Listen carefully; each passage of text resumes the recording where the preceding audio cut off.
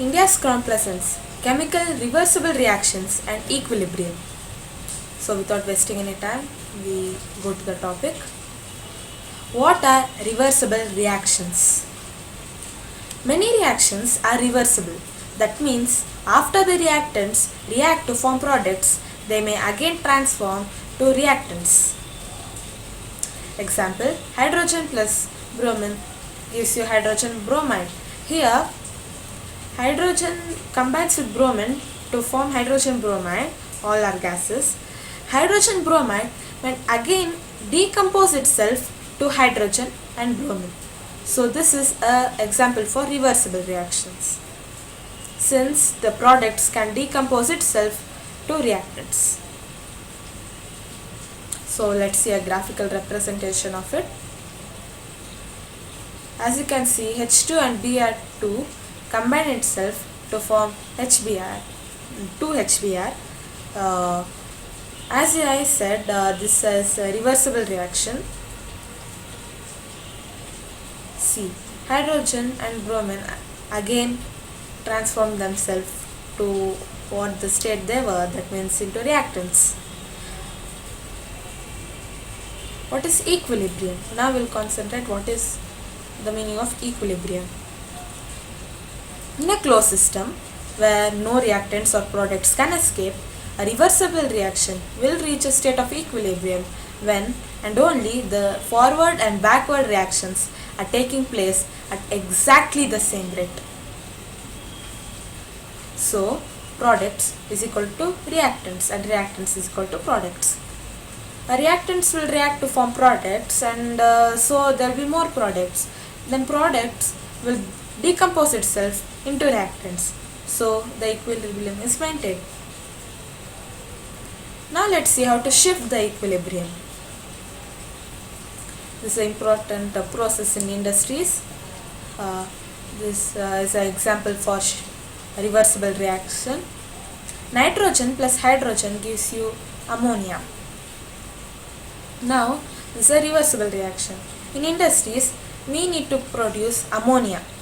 So equilibrium should shift to right, that is more product should be formed than reactants.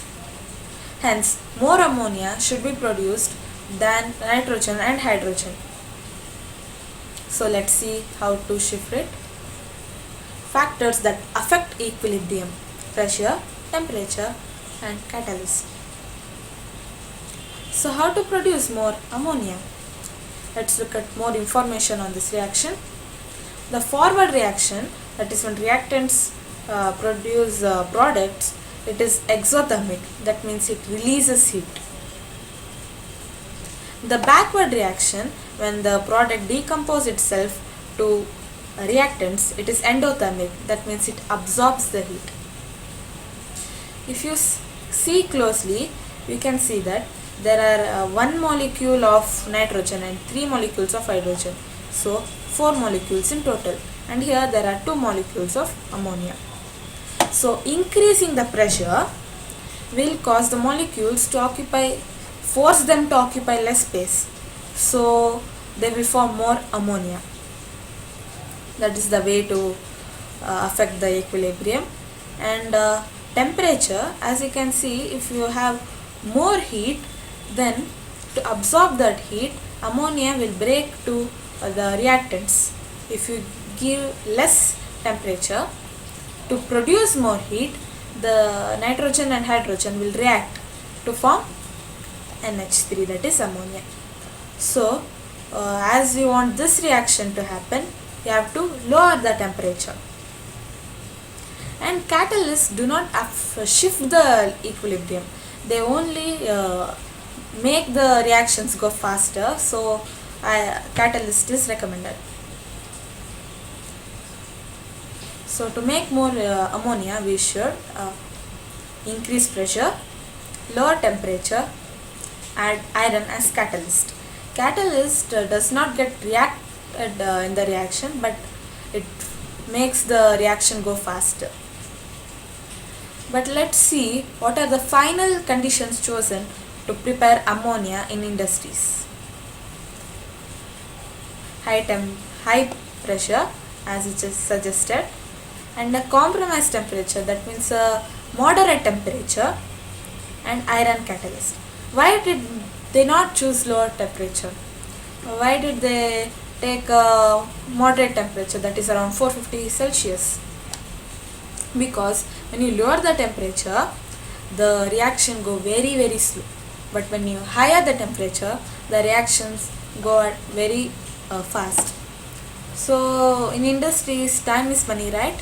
So to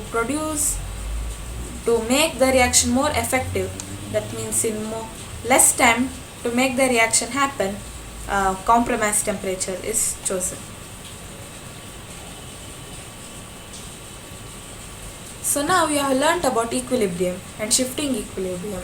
Using this method, you can shift equilibrium to desired side in any reaction.